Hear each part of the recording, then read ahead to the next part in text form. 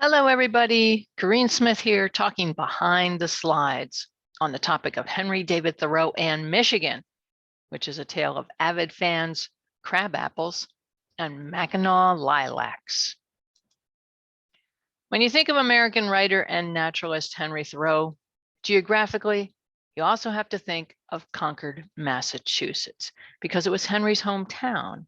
And although he traveled throughout New England and even made a few trips outside of the region, he always came back to Concord. It was his center. So why are we talking about Michigan today? Well, because we can make several important connections between the people and the landscape of Michigan and our friend Henry. And these are what we're going to explore now. Henry Thoreau published 2 complete books during his lifetime, A Week on the Concord and Merrimack Rivers, which came out in 1849, and Walden, or Life in the Woods, which was released in 1854. His book sales varied, and although Thoreau never gained fame in his lifetime, his writings did attract the attentions of other like-minded people in the day. Some of them sent him letters, and some of these individuals, especially a few from Massachusetts, became some of Henry's best friends. I'm thinking here of Harrison Gray Otis Blake of Worcester and Daniel Ricketson of New Bedford. Another correspondent was Calvin Harlow Green of Rochester, Michigan. Mr. Green found out about the book Walden. He got a copy, he read it, and he was blown away. He felt that he had to write to its author. So he did. He wrote in kind of a haphazard manner, and his first letter included such lines as, "It took with me. Have read and reread it with an interest I have not time to describe. Dear sir, I would like very much to see you." I mean, the author of the work alluded to. He also asked about how he could get a copy of Henry's first book, A Week on the Concord and Merrimack Rivers. Henry wrote back to Mr. Green, "Dear sir, I am glad to hear that my Walden has interested you, that perchance it holds some truth still as far off as Michigan. I thank you for your note." He also said that he would sell him a copy of A Week if Green would send enough money for it, $1.25. Exuberant, Mr. Green wrote back at length, again in his haphazard fashion. He enclosed the $1.25 for the book, and he told Henry how much he wanted to meet him or to see him. "But dear sir, I claim to have been acquainted with the author of Walden now some year and a half, been with him in the house, among the beans, on the hills, across the lake, through the woods and farms, at times accompanied him with my flute. I flute a little, and I thought we courted usually. Oh, I have had a sort of longing for some time to see the author of Walden, have wanted to take him by the hand. There are some things in the work that I don't understand." Join the club, Mr. Green. A few weeks later, Henry sent the book and wrote another reply, being as polite as he could be to this obviously devoted fan in Michigan. "You may rely on it that you have the best of me in my books, and that I am not worth seeing personally, the stuttering, blundering clodhopper that I am." And yet, 4 months later, when Henry was visiting his good friends in Worcester, he stopped in at Benjamin Maxim's Daguerrean Palace on the 4th floor of the Harrington Corner building.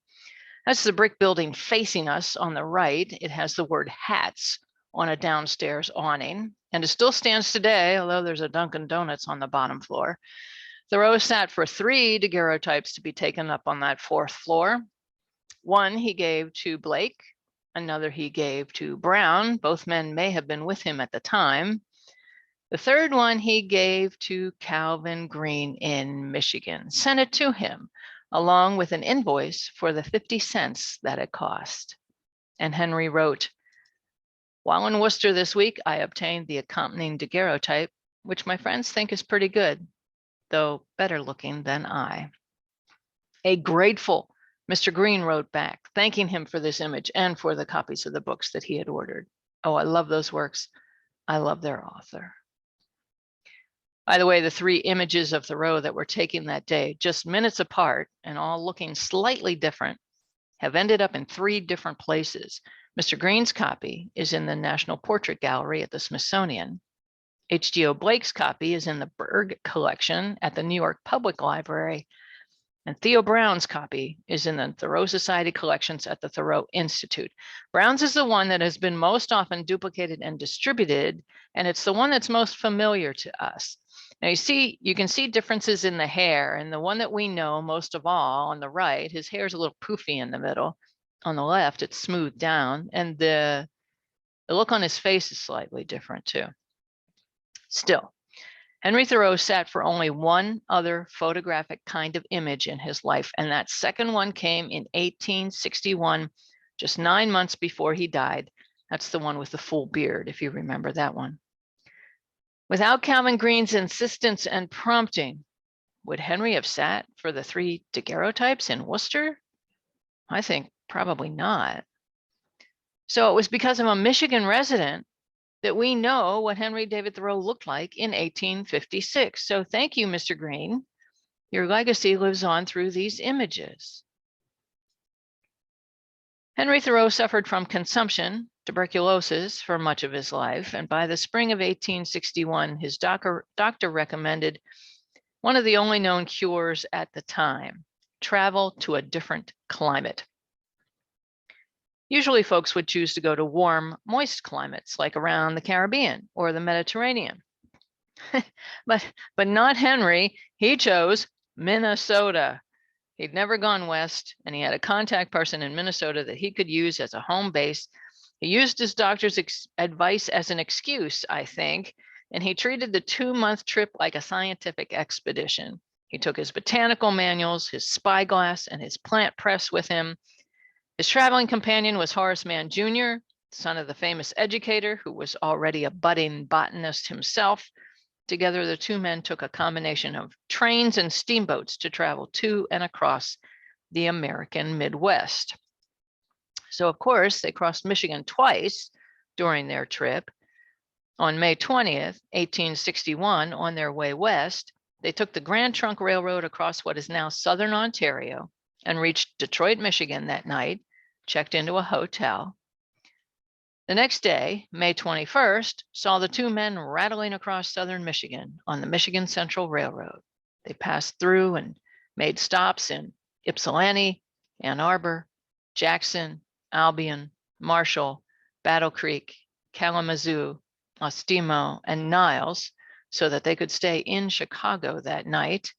Today, you can still follow this same path generally by driving along Interstate 94. The rail line's still here, but it handles just freight now, so no passengers. Henry was used to traveling by train, and he liked to botanize from the car windows, so to speak. Then he would jot down some notes of what he saw. And here he wrote, Detroit to Chicago, very level to Ypsilanti, then hilly to Ann Arbor, then less hilly to Lake Michigan. All hardwood or no evergreen except some white pine when we struck Lake Michigan, on the sands from the lake partly, and some larch before, flocks varying from white to bluish, and paint cup, deep scarlet and also yellow, or was this wallflower? He was in the habit of asking himself questions in his journal if he couldn't quickly identify a plant or an animal at first. Henry also started catching glimpses of a certain kind of tree that was in flower. He wasn't sure what it was because he couldn't get a close look at one. What was it? After his trip was over, Henry wrote an essay called Wild Apples, and one of the species that he described in the essay was the crab apple. Here's his story. I never saw the crab apple till May 1861. I had heard of it through Michaud, but more modern botanists, so far as I know, have not treated it as of any peculiar importance. Thus, it was a half fabulous tree to me. At last, I had occasion to go to Minnesota, and on entering Michigan, I began to notice from the cars a tree with handsome rose-colored flowers. At first, I thought it some variety of thorn, but it was not long before the truth flashed on me that this was my long-sought crabapple. It was the prevailing flowering shrub or tree to be seen from the cars at that season of the year, about the middle of May. But the cars never stopped before one, And so I was launched on the bosom of the Mississippi without having touched one, experiencing the fate of Tantalus. On arriving at St. Anthony's Falls, I was sorry to be told that I was too far north for the crabapple.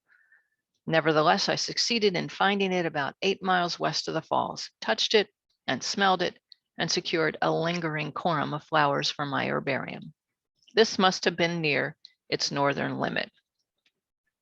As you see, crabapples were not native to New England. He'd never seen one before. He was longing to see one. Now, of course, since they're used for landscaping a lot, you can find lots of crabapples in Concord, including right across the street from the entrance to Sleepy Hollow Cemetery. This section of Wild Apples is one of the few passages that Thoreau wrote with references to his journey west.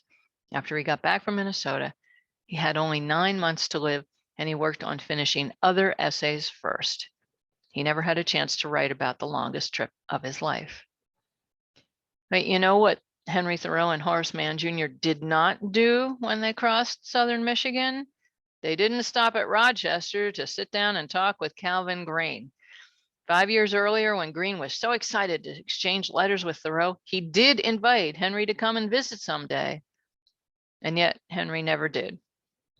Rochester's only about 25 miles north of Detroit, and Henry and Horace did not go there.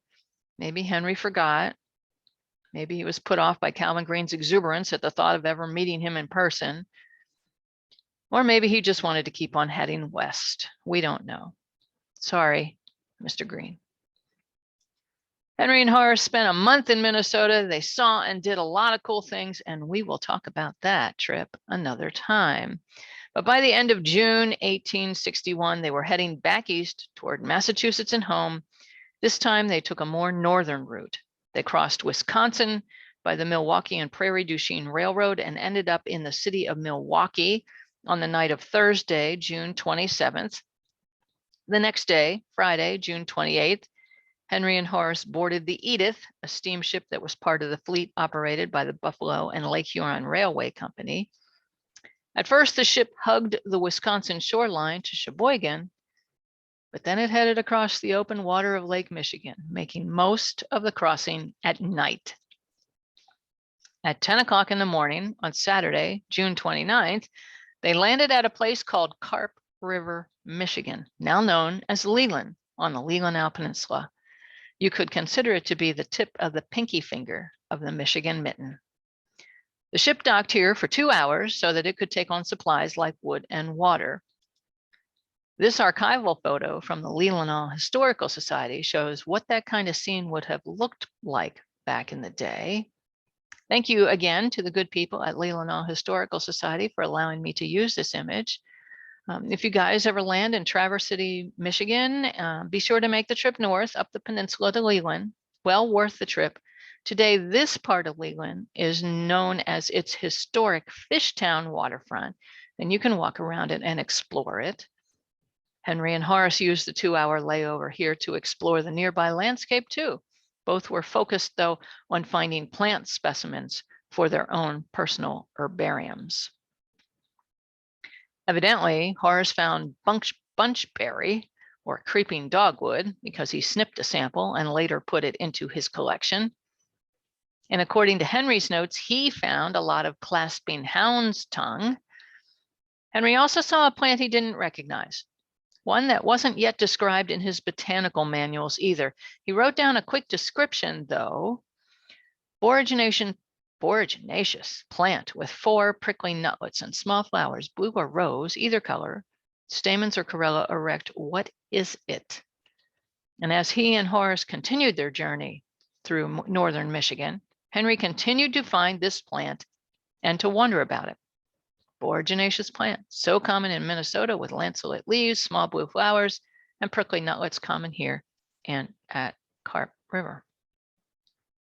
Now, if Henry had pursued it further and had described the plant officially after he got home, maybe he could have had the plant named after him, or at least credited to him as the discoverer. But he didn't. He didn't have time. So it actually wasn't until the year 1905, 44 years later, that this particular plant of the Great Lakes region was officially registered and named Northern Wild Comfrey. This was probably Thoreau's mystery plant. And the person who decided this was true was Edward G. Voss, who was the curator of vascular plants at the University of Michigan Herbarium in the 1960s. Voss had learned of Thoreau's plant sighting when Thoreau Society's secretary Walter Harding published the texts of Henry's Minnesota Notebook in 1962. Voss later added his conclusion and several paragraphs about Thoreau and Mann's botanizing trip in his 1978 book, Botanical Beachcombers and Explorers, Pioneers of the 19th Century in the Upper Great Lakes. So, back to Henry and Horace at Leland. Once their steamship was fully supplied, it headed north, passing and maybe even stopping at a few of the Manitou and Beaver Islands. It eventually arrived at Mackinac Island at 2 o'clock in the morning on Sunday, June 30th. Henry and Horace checked into the Mackinac House, which is no longer standing, but which was along the left-hand side of Main Street here. The spot where it once stood on Main Street is now a small park where you can sit or buy tickets for tours and special services. Henry and Horace spent 4 days on the island, had all kinds of time to explore.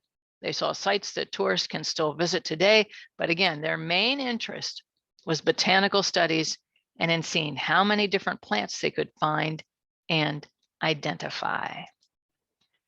They walked up the hill to Fort Mackinac, which overlooks the harbor. At the time, the fort had just one soldier guarding it. Everyone else and their families had already left for Washington, D.C. These were the opening months of the Civil War, you know, and Henry and Horace had seen groups of soldiers mustering and traveling all along the length of their journey.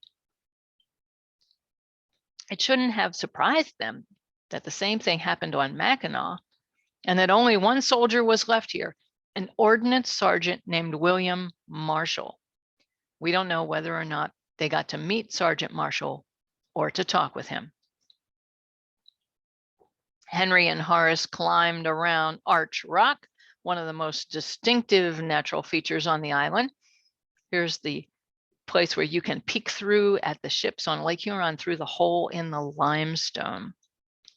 In his notebook, Thoreau named the plants he saw on Mackinac, adding them to a master list of plants he had spied during the entire length of his trip. At the top of his list for trees here were the arborvitaes. They were everywhere, and in many cases, they were huge. Here's a photograph I took years ago when I climbed the steps to Arch Rock, marching through a thick forest of arborvitae. They really grow big here. But what about something that Mackinac Island is well known for? What about something it celebrates with a big festival every June? What about lilacs? Well, yes, Henry saw them here too, in bloom. Although the way he scribbled "and lilac" into his notebook, just under the words "apple in bloom," suggests that he was amazed by the sight of both of them still in flower. Back in Massachusetts, apple trees and lilac bushes bloom in the middle of May. To see flowers still on them here now, this far north in early July, was no doubt an interesting discovery for him. And that's why he wrote it down in his notebook. He was drawn to document the unusual or curiosities that he found interesting or couldn't at first explain. Henry and Horace also saw Dwightwood Springs, which back then probably didn't have this structure built around them. You can see the piles of rocks here on either side. What you don't see in this picture inside is that the water does indeed seem to come right out of the rocks, like Henry says. You can also see that he makes a reference here to somebody named William Johnson.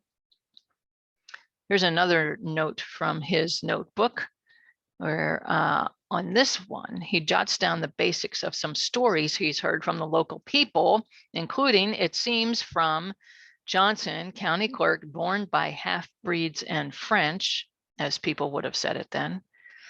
Now, he's got some information mixed up here, quite frankly, and maybe he wasn't fully listening to the guy. Maybe he couldn't understand exactly what he was saying. Usually Henry gets his facts straight, or at least he gets the facts as correct as he understands them to be. Really, at the time, the county clerk's last name was Johnston, William Mingham Johnston, and his parents did have different backgrounds. His father was Irish and his mother was Ojibwe. And he must have told Henry some of these native tales about Mackinac. Again, though, Henry gets a few of those details mixed up here in his brief notes. What Mr. Johnston probably did not tell Henry was that his oldest sister, Jane, had been the first wife of Henry Rowe Schoolcraft, best known not only as a geologist, but also as an explorer and an ethnologist. Schoolcraft published quite a few travelogues and studies of Native Americans. Henry Thoreau owned at least one of Schoolcraft's books, and he read at least 7 others. He often copied quotes from them into his Indian notebooks. And here he was now on Mackinac Island in Michigan, talking in person with Henry Schoolcraft's brother-in-law. And he probably didn't even know it. Isn't that cool? After spending 4 days exploring Mackinac Island, Henry and Horace boarded a propeller steamship called the Sun on the evening of the 4th of July and continued their way back home, back east, by crossing Lake Huron. They landed at Guthrie in Canada West. The following evening, they would be back in Concord, Massachusetts by Henry's birthday, July 12, 1861. Thoreau would pass away the following May, and as I said, he never had a chance to write a full account of what he saw and experienced in Michigan and around the Great Lakes region. Actually, you know, Henry Thoreau's life could have turned out a different way. He might have had a chance to explore Michigan's Upper Peninsula back in 1847, 11 years earlier. This is a story not often told, and it involves Ralph Waldo Emerson, his wife Lydian, and her younger brother Charles. Charles was a Harvard-trained doctor, and he was also quite interested in geology, so much so that he had served at different times as the state geologist for the states of Maine, Rhode Island, and New Hampshire. Got to remember that in the first half of the 1800s, really the country was still being explored and documented, and geological surveys were conducted in many parts of the United States, either under state guidance or under federal jurisdiction. And in Michigan, a primary focus was to study the minerals found around the Keweenaw Peninsula, especially concerning its copper deposits. Unfortunately, Michigan's much respected state geologist, Douglas Houghton, died in a boating accident on Lake Superior in October of 1845. And so to complete his work, the federal government stepped in, and in the spring of 1847, it named Charles T. Jackson, Lydian Emerson's brother, as the new head of the survey of that area. When Mr. Emerson heard this good news, he evidently sent word through the family lines to his brother-in-law to see if he had a role for Henry Thoreau to play in the Michigan expedition. After all, his friend Henry was not only interested in nature and natural resources, but he had also just taught himself the practice of property surveying. He could be an asset to a geological survey team. It seems as though Dr. Jackson either never got this request or never responded to it. Nevertheless, Emerson must have told Thoreau that he had put in a good word for him, because around the same time, Henry told at least one correspondent that he soon wished, quote, to take a journey of considerable length, unquote.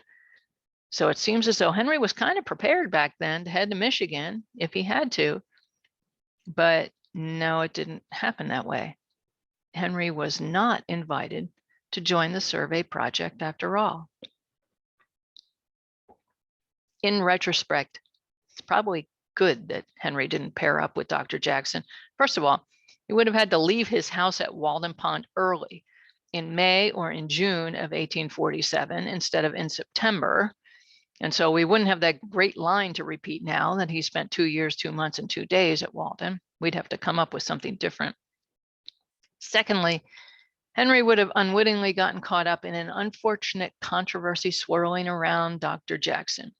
To make a long story short, Charles T. Jackson did not do a good job at directing the survey and the expedition. He was forced to officially resign from the post 2 years later in April 1849 without having completed the task. Two of his assistants, who had also worked with Douglas Houghton beforehand, ended up finishing the work and the reports over the next few years. And yeah, that could have been Henry doing that work out there, but no, he wasn't part of the team.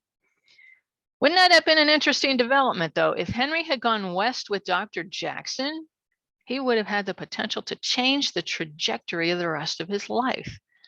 Would we even be talking about him in the same way today? There's some food for thought. By the way, if this story intrigues you, or if you're a Michigander who wants to know more about the mineral history of the Keweenaw Peninsula, I highly recommend reading David J. Krause's book, The Making of a Mining District, Keweenaw Native Copper, 1500 to 1870. It's a fascinating regional history that eventually involves both Henry Rowe Schoolcraft and Charles T. Jackson. Henry Thoreau is not mentioned in here at all, and that's okay. I just wonder what would have happened if he had gone west with Dr. Jackson. And so, in May of 1862, Henry David Thoreau passed away in the family home, the Yellow House on Main Street in Concord. He was 44 years old. His intersections with Michigan should have come to an end too, right? Well, no. Henry Thoreau may have been done with Michigan, but Michigan was not done with him. Re-enter Calvin Green. You remember him, the fan from Rochester who wanted to meet Thoreau or to get a picture of him. Well, when Mr. Green learned that his idol was now completely out of reach, he wrote a letter to the Thoreau family to express his condolences.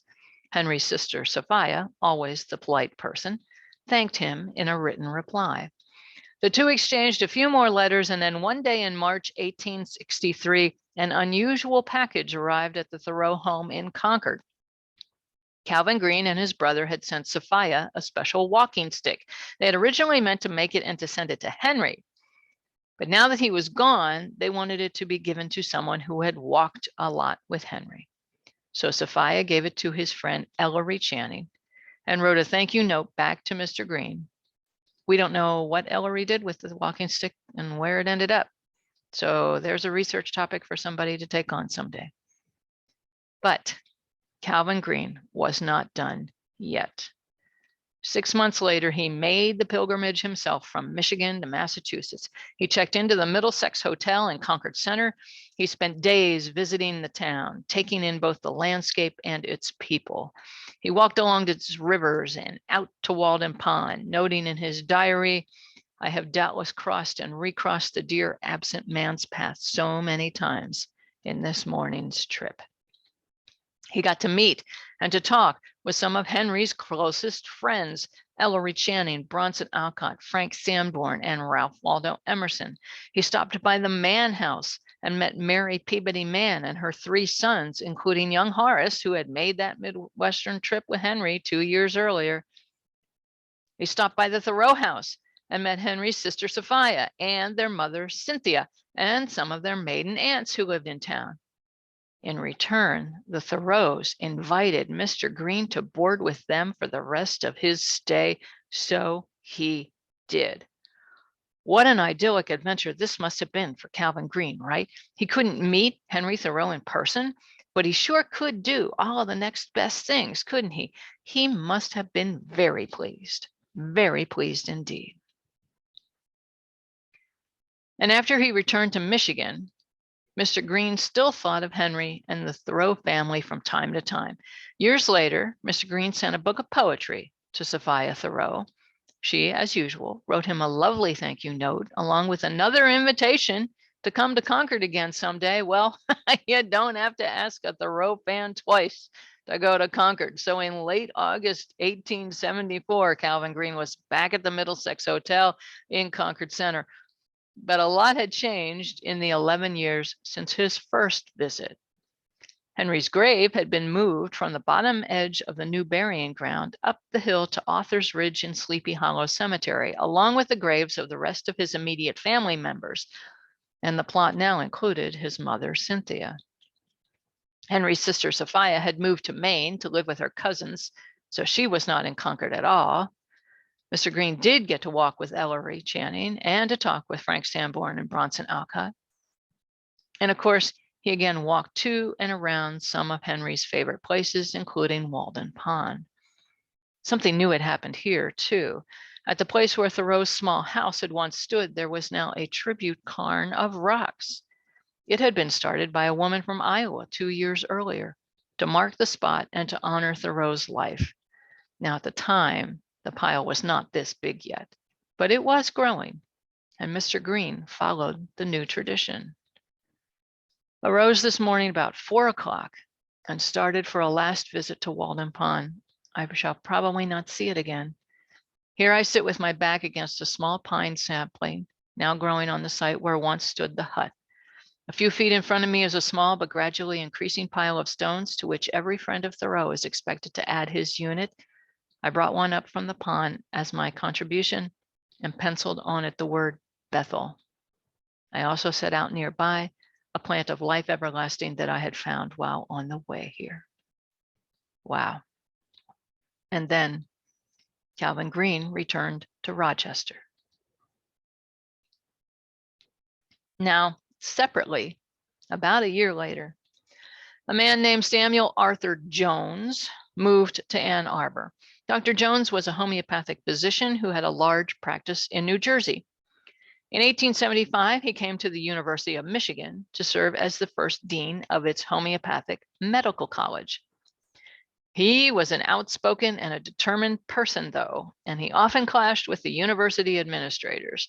So after just a few years of service, Dr. Jones did resign from the university. He stayed on in Ann Arbor, though, where he grew his own large practice and a large family. He also grew a large collection of books, including books about the Transcendentalists. He was especially interested in the life and writings of, you guessed it, Henry David Thoreau. This was in the 1870s and 1880s. At the time, Emerson was more well known, but Dr. Jones was drawn instead to Thoreau. And when he read Emerson's collection of Thoreau's correspondence, letters to various persons, Dr. Jones was grateful for it, but he was not entirely satisfied. It seemed as though Emerson had deliberately chosen examples to show only one side, the serious and stoic side of his friend Henry. Truth be told, Dr. Jones wasn't sure what to think about the biography that Frank Sanborn published in 1882 either. Both of these men had known Thoreau in person, but were they really portraying him accurately on the page to the rest of the world? Dr. Jones thought that there must be more to the story and more to the person that Henry Thoreau actually was. And he, Dr. Jones, was determined to find out what had previously gone unreported.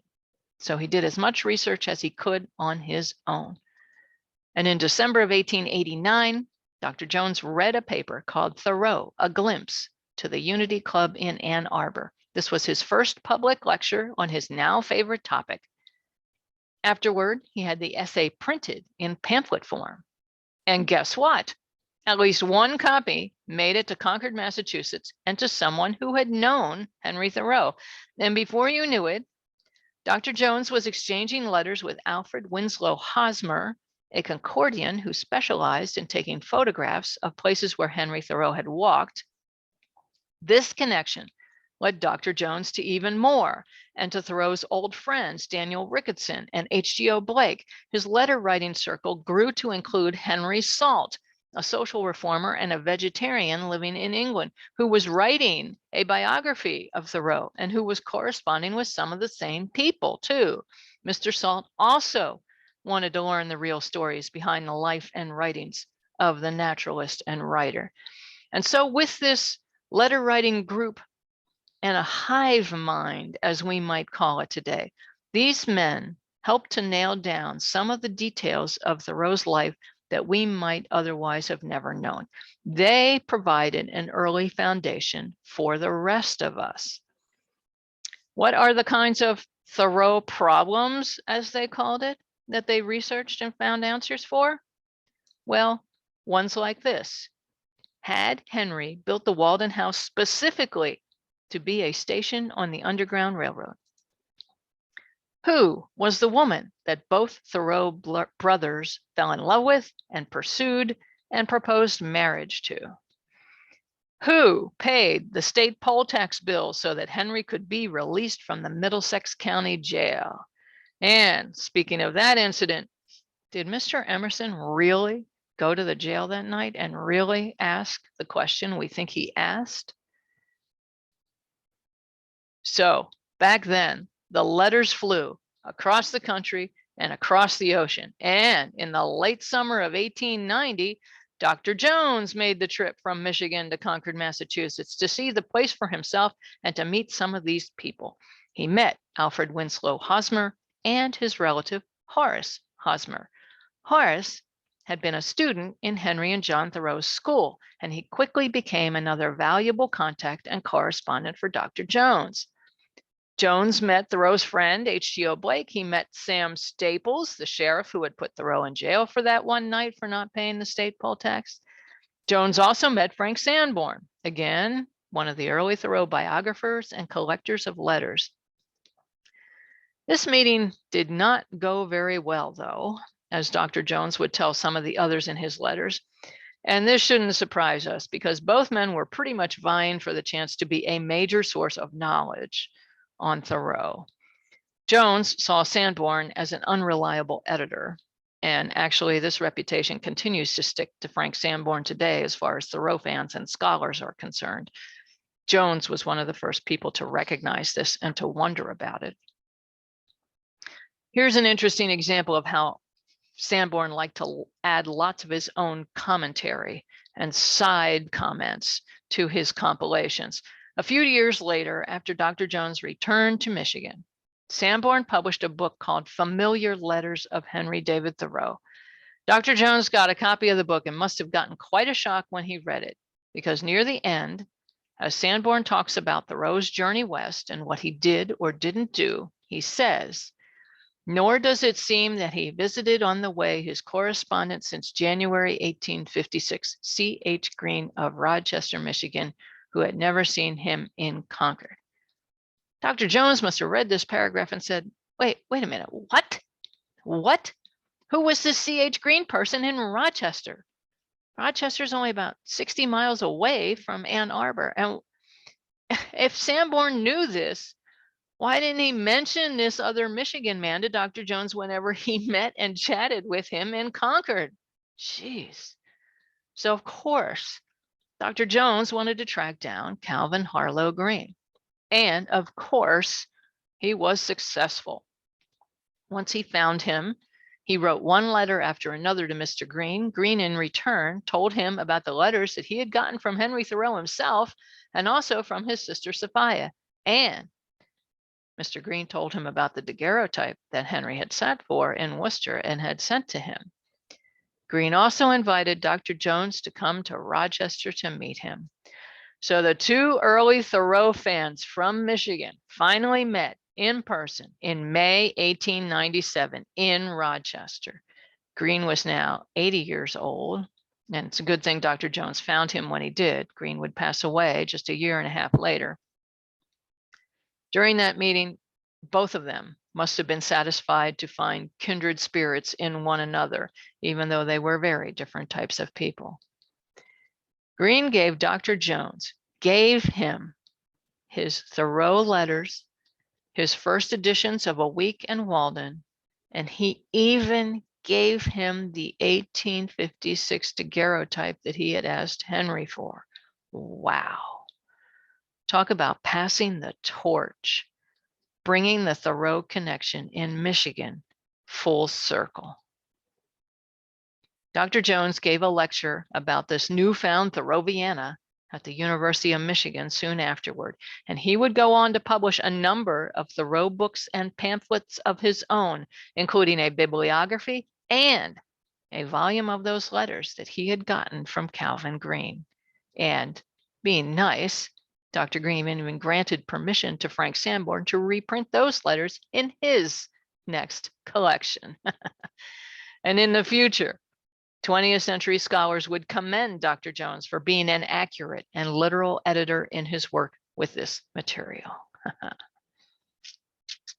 In conclusion, 3 flowers and 2 men tie one state to one really interesting person, writer and naturalist Henry David Thoreau.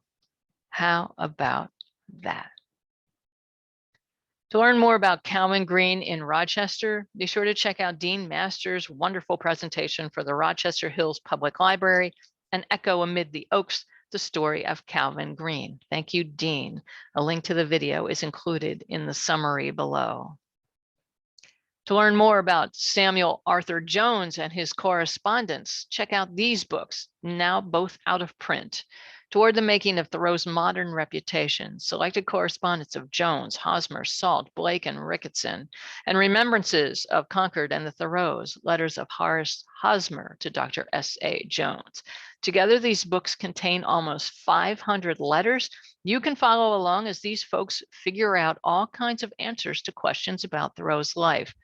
You can find these books in academic libraries, in large public library systems, or by going to used.adall.com to find book dealers of used books.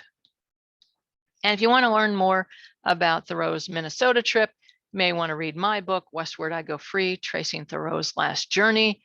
Also available is Thoreau at Mackinac, published by the Mackinac Arts Council back in 2017 in the anniversary of Thoreau's 200th birthday year. Both of these books are available at the Thoreau Society shop at Walden Pond, in person or online. Thanks for watching this program about Henry David Thoreau and Michigan. To find more videos like this one, feel free to subscribe to this channel, click the bell up above for notifications, or just visit the YouTube channel, youtube.com/Corinne H. Smith. Thanks again for watching. See you all again soon.